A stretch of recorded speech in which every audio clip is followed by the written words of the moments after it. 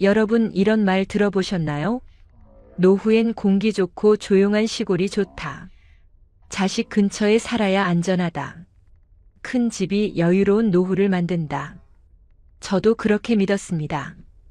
그래서 5년 전 남편과 함께 경기도 외곽에 있는 전원주택으로 이사했어요. 공기 좋고 조용하고 정원도 넓었죠. 여기서 편하게 늙어가자고 생각했습니다. 그런데 1년이 지나니까 문제가 생기기 시작했어요. 병원 가려면 차로 30분, 약국도 멀고 장 보러 가는 것도 일이었습니다. 친구들도 멀어서 잘 안 오게 되더라고요.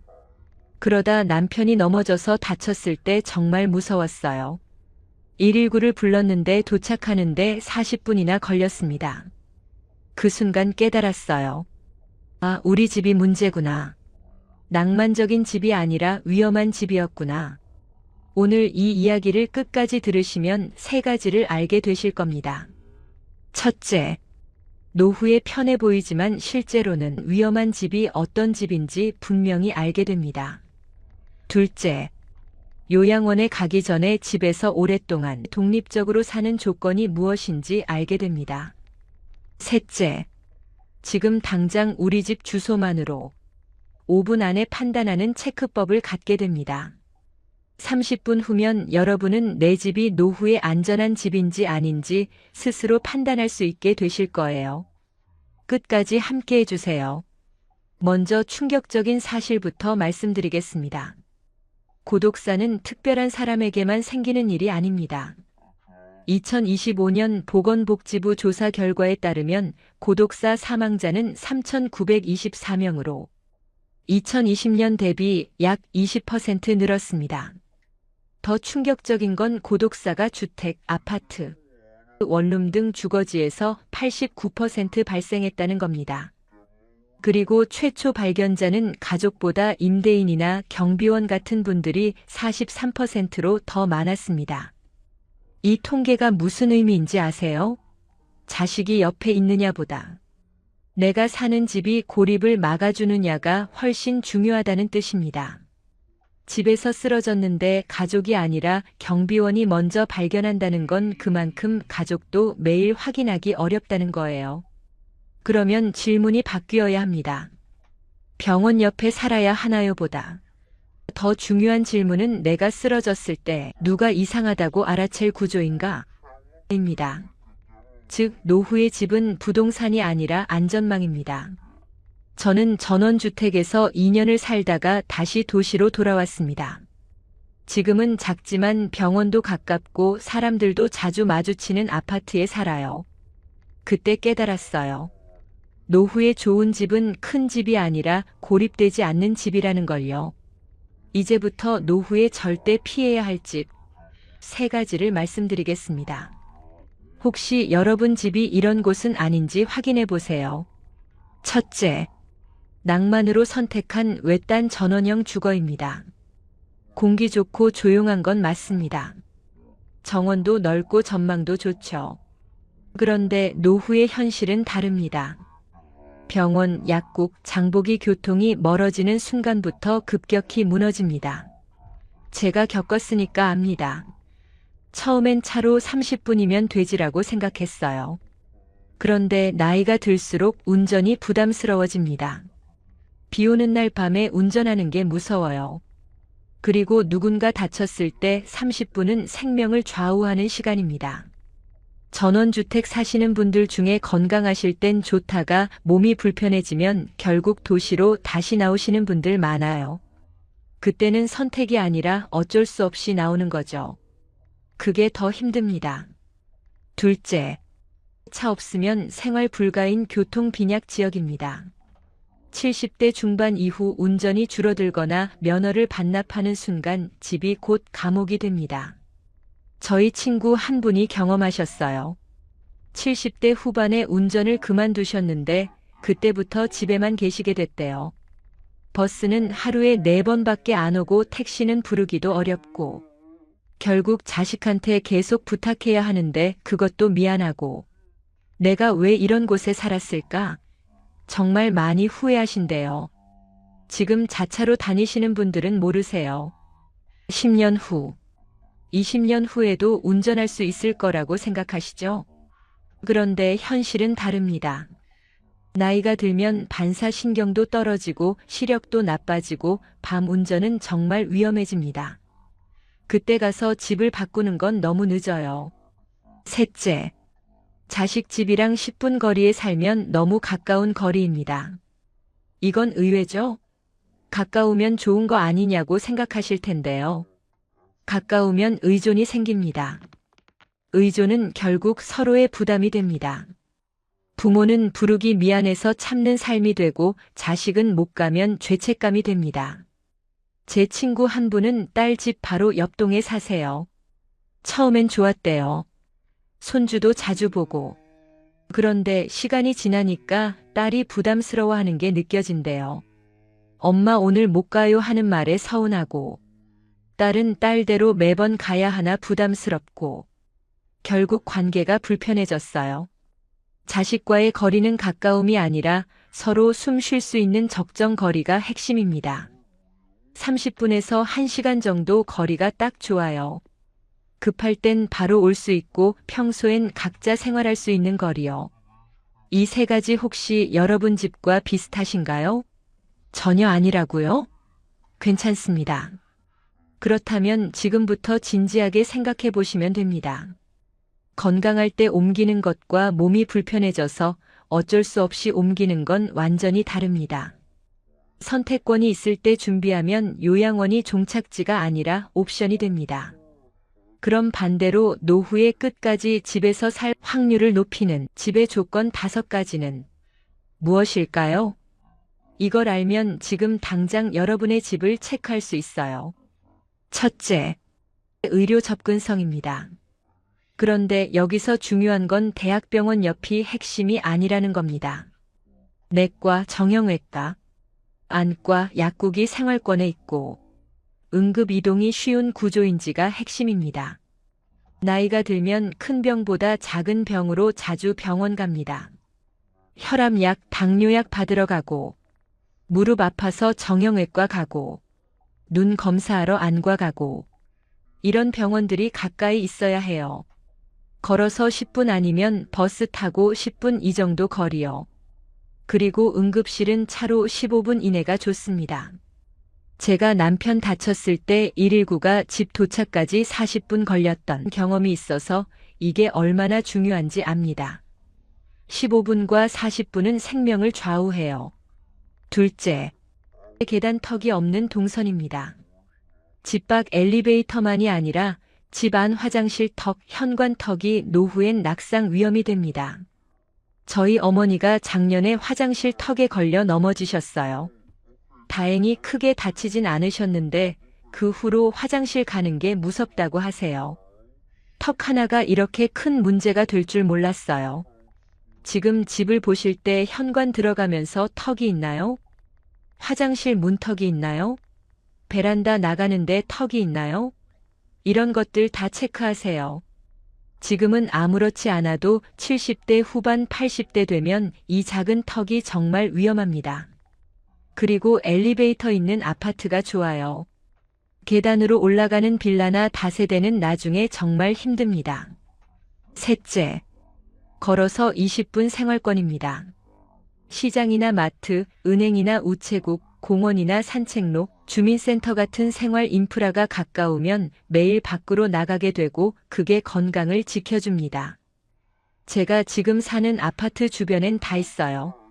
시장이 걸어서 20분, 은행은 7분, 공원이 25분. 그래서 저는 매일 밖에 나갑니다. 장도 보고 산책도 하고 은행 일도 보고.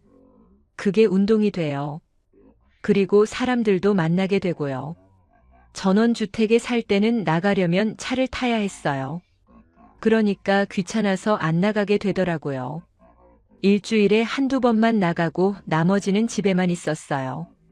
그게 건강에 안 좋았어요. 사람은 매일 걸어야 하고 햇빛도 봐야 하고 사람도 만나야 활력이 생기고 즐거워요. 그게 다 20분 생활권에서 가능합니다. 넷째, 사람이 많아서가 아니라 마주칠 구조입니다. 경비실이 있고 동네 단골 가게가 있고 매일 같은 시간에 산책하는 사람이 있는 동네는 고립을 줄입니다. 앞에서 말씀드린 통계 기억하세요? 고독사 발견자가 가족보다 임대인이나 경비원이 더 많았다고요. 이게 무슨 의미냐면 경비실이 있는 아파트가 안전하다는 겁니다. 경비원분들이 매일 주민들 얼굴 확인하시거든요. 오늘 저 집 할머니 안 보이네. 이렇게 체크해 주세요. 그리고 동네 단골 가게도 중요해요. 저는 매일 가는 슈퍼가 있어요. 주인 아주머니랑 인사하고 소소한 이야기도 나눠요. 그분이 어머니 요즘 안 보이시네. 혹시 어디 아프세요? 라고 물어봐 주시면 그게 얼마나 고마운지 몰라요. 이런 구조가 있는 동네가 안전한 동네예요. 다섯째, 대중교통의 현실성입니다. 버스가 있냐 없냐가 아니라 배차 간격이 현실적인지 병원이나 시장으로 바로 연결되는지가 중요합니다. 전원주택 살 때 버스는 있었어요. 그런데 하루에 4번밖에 안 왔어요. 이 시간 놓치면 끝이에요. 병원 예약이 10시인데 버스는 7시 아니면 12시예요. 이게 말이 됩니까? 지금 사는 곳은 버스가 10분마다 와요. 지하철역도 15분 거리고요. 이게 진짜 대중교통이에요. 그리고 버스가 병원 앞으로 가는지 시장 앞으로 가는지도 중요해요. 환승을 여러 번 해야 하면 나이 들어서 정말 힘듭니다. 이 5가지 조건은 정말 중요합니다. 여러분 집은 얼마나 충족하시나요? 5개 다 되면 정말 좋은 집이에요. 3개 이상이면 괜찮은 편이고요. 2개 이하면 진지하게 이사를 고려하셔야 합니다. 그리고 지금 당장 여러분이 할 수 있는 5분 체크법을 드리겠습니다. 정말 간단해요. 스마트폰만 있으면 됩니다. 네이버 지도나 카카오 맵을 켜세요. 그리고 여러분의 집 주소를 찍으세요. 그 다음에 검색하세요. 병원, 내과, 정형외과, 안과, 응급실, 약국, 시장 또는 마트, 버스 정류장이나 지하철역, 공원이나 산책로. 이렇게 검색해서 도보 시간을 확인하세요. 20분 안에 있나요? 그러면 합격입니다. 25분? 괜찮아요. 30분 이상? 문제입니다. 그리고 집 동선에 계단이나 턱이 많은지 확인하세요. 엘리베이터 있나요? 현관 턱 있나요? 화장실 턱 있나요? 이것들 다 체크하세요. 마지막으로 여러분이 일주일에 3번 이상 혼자 나갈 수 있는 구조인지 생각해 보세요. 차 없이도 나갈 수 있나요? 비 오는 날에도 나갈 수 있나요? 이것만 체크해도 노후 주거의 70%는 결정됩니다. 제가 이 체크를 전원주택 살 때 했더라면 좋았을 거예요. 병원까지 차로 30분, 약국까지 차로 20분, 시장까지 차로 25분, 버스 하루 4번, 공원은 없음. 이렇게 나왔을 거예요. 미리 확인했다면 제가 그 시골 집을 절대 안 샀겠죠. 그런데 그땐 몰랐어요. 공기 좋고 조용하면 되지 이렇게만 생각했어요. 여러분은 저처럼 실수하지 마세요. 지금 5분만 투자해서 체크해 보세요. 제가 만난 한 분 이야기를 들려드릴게요. 이명숙 씨 72세 여성분이세요. 명숙 씨는 10년 전에 강원도 시골 마을로 이사하셨답니다. 노후는 자연 속에서 살아야지 하시면서요. 처음 몇 년은 좋았대요. 공기도 좋고 조용하고. 그런데 75세 되던 해에 무릎이 안 좋아지셨어요. 병원 가려면 차로 40분을 가야 하는데 운전하기가 힘들어지셨대요. 결국 아들한테 계속 부탁해야 했는데 아들도 직장 다니니까 매번 도와달라고 부를 수가 없잖아요.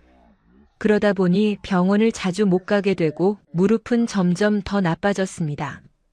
결국 고민 끝에 작년에 다시 서울 근교로 이사 오셨대요. 지금은 병원도 가깝고 시장과 공원도 가깝고 버스도 자주 다니는 곳에 사세요. 10년 전에 이걸 알았더라면 시골은 안 갔을 거예요. 지금 생각하면 그 10년이 아까워요라고 하시더라고요. 또 한 분 박철수 씨 68세 남성분 이야기도 들려드릴게요. 철수 씨는 5년 전에 아들 집 바로 옆동으로 이사하셨답니다. 가까이 살면 손주도 자주 보고 좋지하시면서요. 처음 1년은 정말 좋았대요. 매일 손주 보고 아들 며느리랑 자주 밥 먹고. 그런데 시간이 지나니까 문제가 생겼어요. 아들 며느리가 부담스러워하는 게 느껴졌대요. 아버지 오늘은 바쁘니까 내일 오세요. 이런 말을 듣게 되고. 철수 씨는 섭섭하셨대요. 나는 가족인데 왜 약속을 잡아야 하지? 그런데 며느리 입장에서는 매일 시아버지가 오시니까 부담이었던 거예요. 결국 관계가 불편해져서 지금은 일부러 자주 안 가신대요. 차라리 30분 거리에 살 걸 그랬어요. 너무 가까우니까 오히려 불편해졌어요 라고 하시더라고요.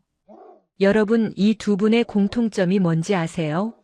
낭만이나 감정으로 집을 선택하셨다는 겁니다. 현실적인 조건은 안 보시고요. 그래서 나중에 후회하신 거예요. 집은 감정이 아니라 조건으로 봐야 합니다. 특히 노후엔요. 조선시대 실학자 정약용 선생은 집은 사람을 담는 그릇이다라고 하셨습니다.